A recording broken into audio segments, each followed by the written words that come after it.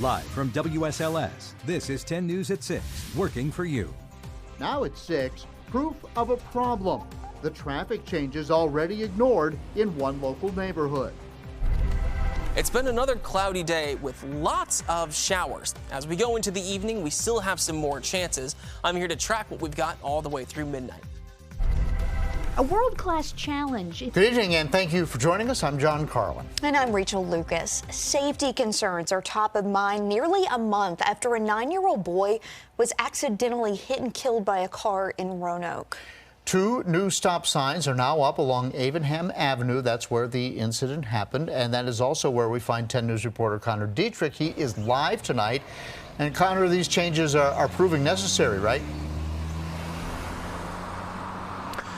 They are, John and Rachel. Pressure from the community led the city to place these stop signs here in this area. You can see this 4-way stop here, but unfortunately, it's still a problem spot. Take a look.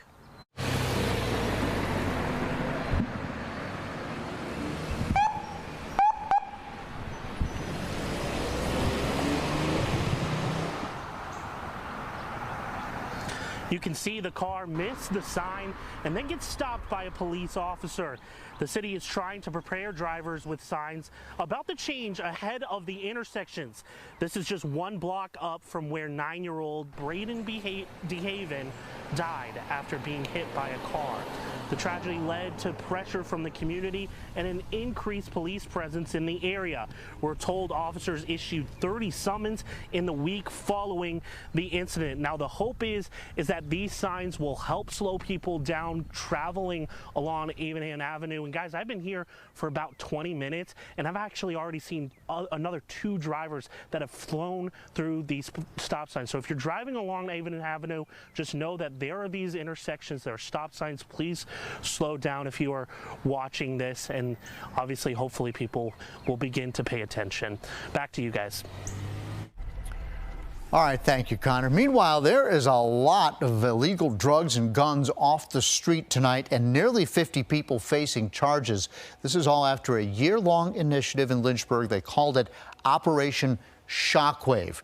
Police seized 4.9 kilograms of fentanyl with over 48,000 pressed pills, along with several kilograms of cocaine, meth, and heroin. Street value of all of these drugs right here exceeding $1.6 million. Of course, that's enough fentanyl to kill thousands of people. We've talked a lot about how it's being laced into all these different drugs, and just a couple of grains of it can be so dangerous. They also got all of this. They've got 40 guns, some of them seen here. This is just a small selection during the undercover operation. Of course, guns are often involved in violent crimes, firearm trafficking, and gang activity.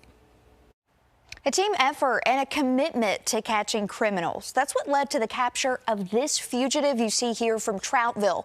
This is 41-year-old Michael Hightower. He was wanted for sexual battery of a minor.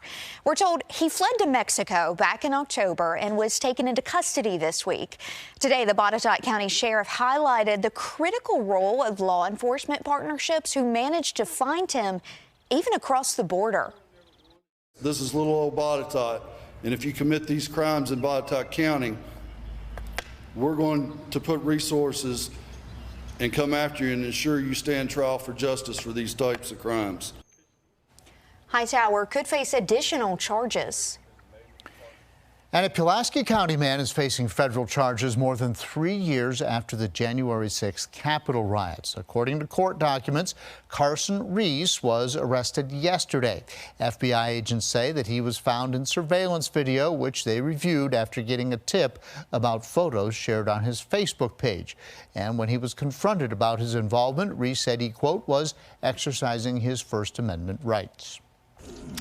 And turning now to the forecast on this Friday, where after a cloudy start, we are seeing some sunny skies here on our sky cam. We're taking a live look in Blacksburg. Yeah, so you can kind of see there's more sky than there is clouds. Yeah, which is nice. That's nice. Meteorologist Marshall Downing is here. He wants to show us which areas might still see some rain tonight. Marshall? Well, further towards the west, like out in Blacksburg, we could end up getting a little bit of extra development. But at this point, a lot of us are going to start to see these clouds break up and continue that trend through midnight. After midnight, there's not a lot of cloud cover left over. There are still some showers coming through parts of West Virginia, parts of Tennessee. So the shower risk is not totally zero, but a lot of us are staying dry, especially east of Roanoke. At that point, it's basically taken care of. Now, a lot of us have temperatures that are pretty comfortable right this minute. Blacksburg's still at 72, that extra bit of sunshine helping to warm up. Lynchburg at 64, Danville at 69. There have been some extra showers here in the later parts of the afternoon that helped to bring some of those temperatures down. Now, a lot of us are cooler than we were yesterday, especially around Lynchburg and into Southside. Lynchburg more than 20 degrees cooler. Tomorrow is going to hold pretty steady with temperatures that we've had today. We really don't lose too much heat overnight. But over the next couple of days, we're going to see plenty of cold air. Stick around. I'll show you how cool we get. Back to you, John. Thank you, Marshall. America's toughest road race, the Foot Levelers Blue Ridge Marathon, is back in the Star City this weekend. And 10 News reporter Kelly Marsh is live tonight. She's at Elmwood Park, where the crowds are picking up. Kelly, this event is big for the Star City, isn't it? Yeah, John, it's popping out here at Elmwood Park. People are getting their packets, they're getting their race numbers, and they're just getting excited to check off a bucket list item, whether that's just running a marathon or whether that's running one of the toughest.